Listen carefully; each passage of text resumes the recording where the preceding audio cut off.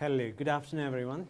My name is Krishna Nair. I'm the project lead for the Productive and Safer Care from Bradford District Care Trust. This is my colleagues, Sam Ive, he is the OT support worker from Assessment and Treatment Unit, which is the Learning Disability Inpatient Ward. And we got Janet Barker. Janet Barker is ward clerk from Assessment and Treatment Unit. So there are two colleagues, the champions came with me. Right. The first question is why our passion for the productive mental health ward? What we did actually, use the productive principles and lean methodology, using that the productive mental health ward framework in a learning disability settings. One of the reasons we started looking at how we can use that in the learning disability settings. When we visited one of the trusts, they piloted the productive mental health ward. They said, oh, all of the departments, they are keen on doing it, but it's not working in learning disability because of the nature of the ward, nature of the clients what we have, it's not working. Then fortunately, the ward manager and the matron came with me. They said, oh, we will take the challenge. Why don't we start pilots in our learning disability settings? That's how we started looking at our passions and using productive methodology on the wards. Janet, what your passion? Our passion on the board is to change the environment, well, not change the environment, but make it better so we can spend more patient time with the patients, which that's one of the main reasons that we want to do it. So the ultimate aim is releasing nursing time to care for the patients. That's what we have achieved. We have 35% increase in the direct care time, which we used actually for the safe and reliable care. Right.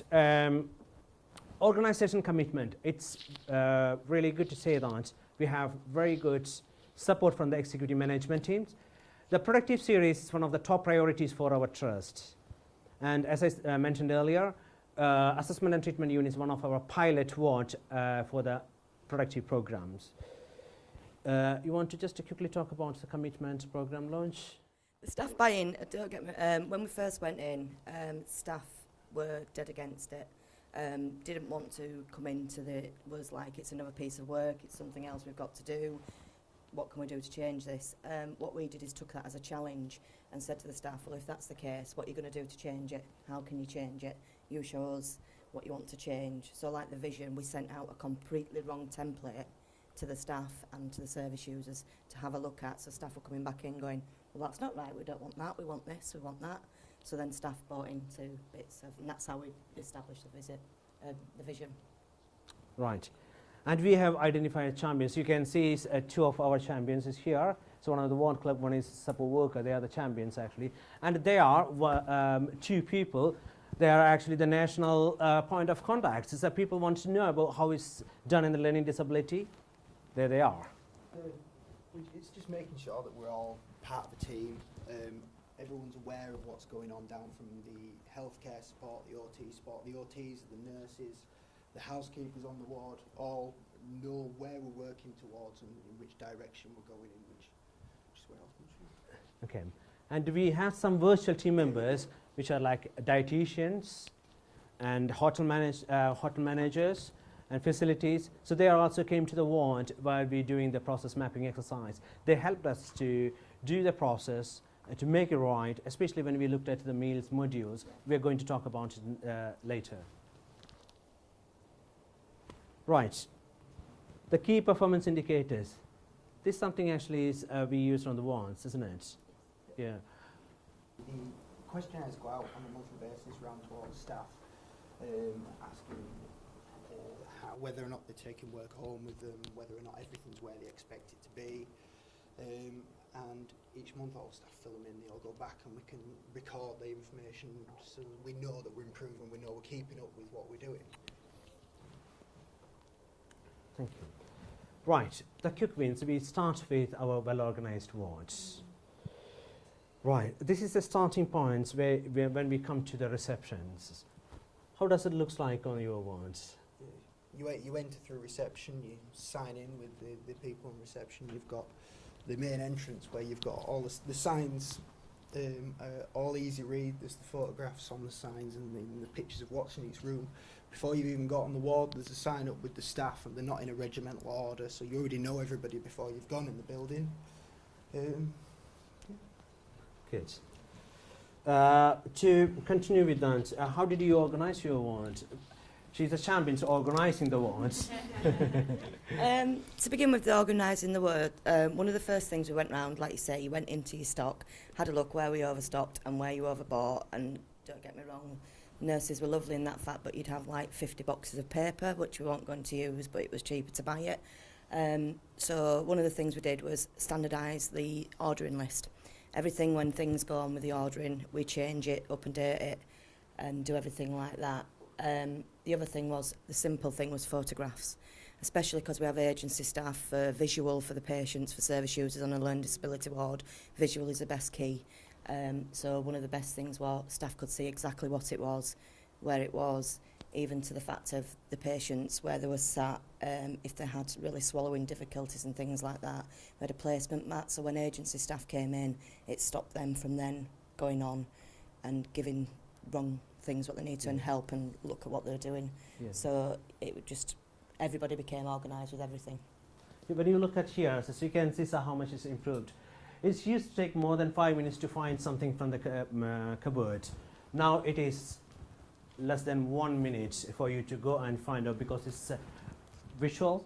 You can see they took the photographs what's there inside and stuck there outside, and the list. So it's quite easy to go and pick. And you can see the standard operating procedure when we implemented for the oxygen trolley.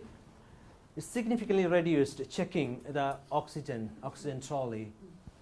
See, this is one of the key issues we had when we looked at the agency staff, the time they take to just see the oxygen trolley, set it up. That's how well, it was often the you do two that? nurses. If an agency nurse had come in and weren't familiar with the oxygen, what we used, obviously then they'd have to go find another nurse, bring that nurse back, for that nurse then to come and explain to them and do everything with them.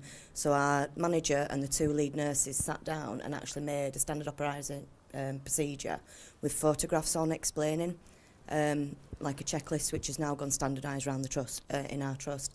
And that brought it down from 10 minutes to 2 minutes, because the procedures were there in front of them. It's where the oxygen bottles kept and everything. And this is the cost saving, actually. Time we saved, in terms of time, the cost saving is more than £3,000 so far, just for the standard operating procedure for the oxygen trolley. This is where the boards, when we enter into the wards, the knowing how we are doing boards, we have all the measures actually is there. And this is one of the questions what we use, the Productive Model Impact Framework. That's one of the tools actually NHS Institute developed, which is an online auditing tool. And we use the Productive Model Impact Framework. And there's a questionnaire so you can ask the staff. Here you can see this is the variability of the variations in the answers the staff provided when we started, and were they now. I feel that I can contribute to the decision-making discussions using display measures informations. So it's gone from here to there. So it's the progress, the staff that's came into a culture of understanding what they're doing. So knowing how we are doing board actually, it's to help them to understand what they are doing, and as well as analysing the results, analysing the measures. You want to quickly mention? Yeah, the suggestion box was a great idea, really.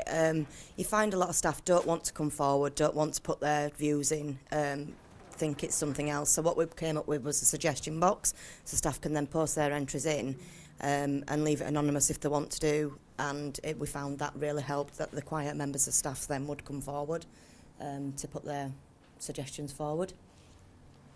It's one of our greatest success actually on the patient status at a glance board. This was our old designs of the ward, the patient status at a glance board on the ward. And we changed that to something like this. It's a trio board. We need to address the privacy, dignity, confidentiality. So you can actually close. So all the patient information will be here, starting from the names, the consultants, the cares, everything will be there. When you close it looks like this. So we could actually utilize all the 5 sides of that board. It will be the same similar size of this, but more information on it. we standardized this across the trust. All the inpatients wards does have the similar patient statistic glance board, and many of other trusts from across UK is used in the similar approaches.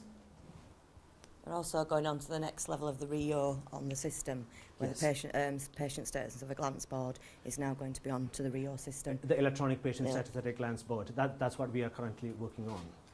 And you can see how much we saved just doing that board trial board. £14,395 so far, just for the patient statistic glance board. And now they have completed all the process modules. You want to mention a couple of modules? if you Yeah, I want think to? the biggest impact for us as a learning disability board was the meals module.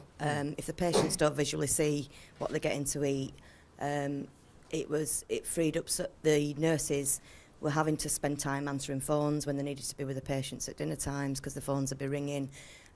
We got predicted meal times, so now everybody, even to the point we turned a board of director away at 12 o'clock when they came to the door and said, sorry, it's patient time, and it's freed up so much time, and it was a big impact for us on the board, was the meals module. Really, I think so. This is what the practice gave us, the empowerment. And there are some of the examples. Timing of service user attendance to MDT meetings. Yes. Okay. That reduced the risk, whereas risk came down there because we've now put the MDT meetings actually on the ward. We only invite the people that need to be there. We've shortened the meetings from 30 minutes to 20 minutes, and there's less absconsions, less risk. Patients feel more comfortable going down the actual home ward than going out of the ward to go to a meeting room upstairs, smaller room, smaller people, and it has made such a difference to the service users. And some of the significant impact we had on the shift handover. Yes, you can see it's a cost saving of 21,000 for the shift handover, but the major impact is actually including or involvement of service users in the shift handover. So how do you do that? They patients come in and they have like 2 minute Quick sheet, slot, and they will speak about how they feel and how they feel the morning's gone. So they actually put across how they feel and what they want to happen in the day. So it just gives them that empowerment to be able to say, instead of a clinical point of view, it's a service user's point of view that's coming across.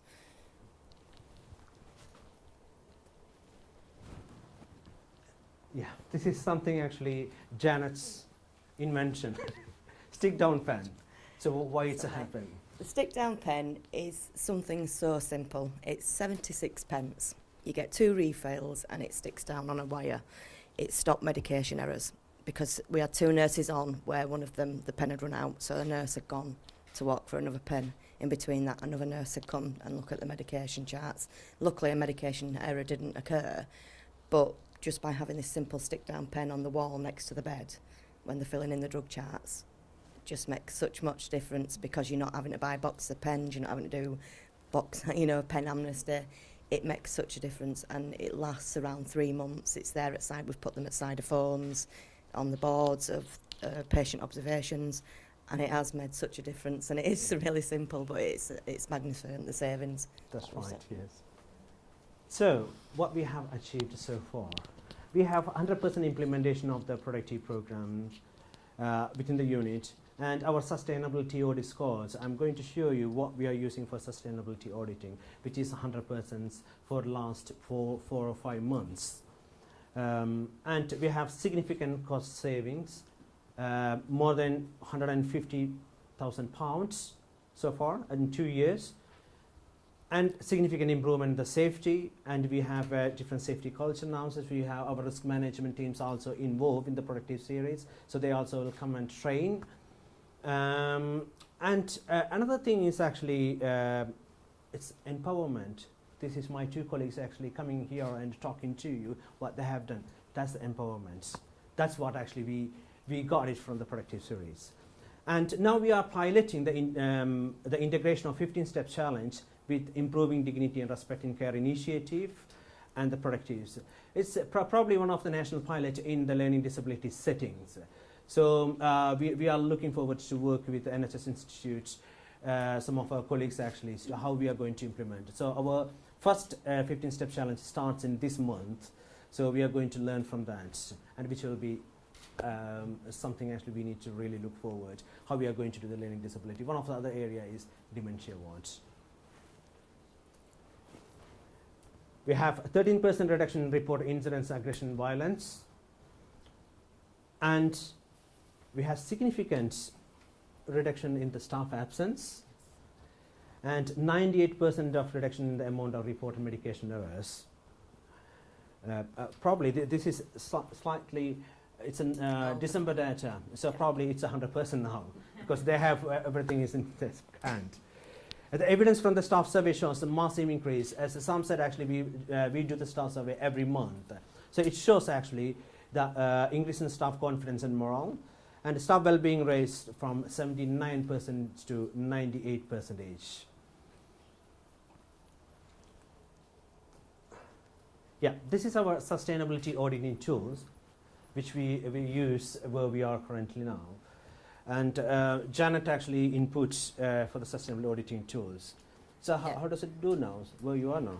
I think we're up to 100% with the sustainable audibility tool. But the other thing what I will say is for audibility, for sustainability, you know when you've sustained it because it comes natural part of your ward environment. It's no longer a task, it's not something you're doing, it's not anything, it just becomes a natural part of the day-to-day working environment. That's the key for sustainability. So when it's embraced within your teams, it's not a separate project. It's actually the productive ward. Yeah, you've got to have the empowerment, you've got to have the staff and use their abilities to best suits you really. To come on board. What did you learn? What did we learn?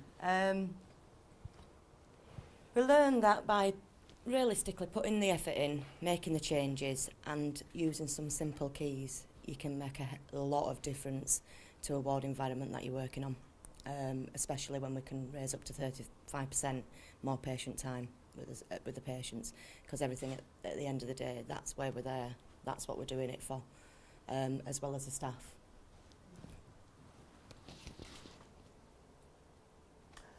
This is one of the key, the communicating the success. We have service users involvement, especially when we are doing the 15-step challenge. Now we got the links, local network groups, and as well as the Bradford and Airedale mental health advocacy groups also involved in that.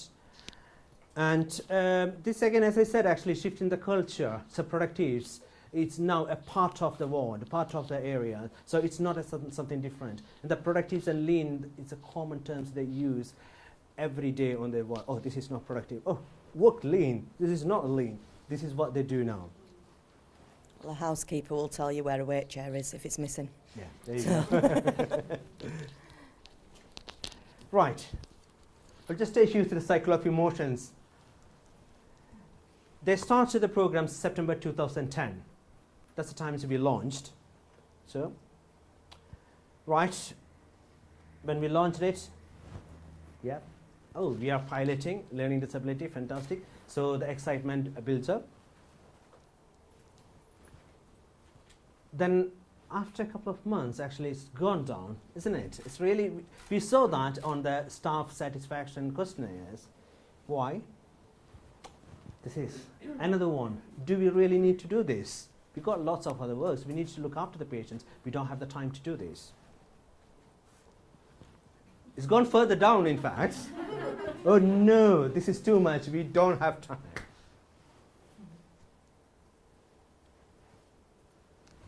Then actually, yeah, we are making good progress. So it took 1 year. So time to times, even though we had the quick wins, took some time actually to show that, yeah, we are making good progress. Yeah, September 12th, when they completed all the modules, they said, ooh, we can't believe we did it. But now, this is the key. Now they're asking, what's next? Oh, we completed, what's next? This is what we are currently doing, our integration plan. You can see all these things. This is actually currently happening in our trust under the QIPP. So we are trying to integrate everything together.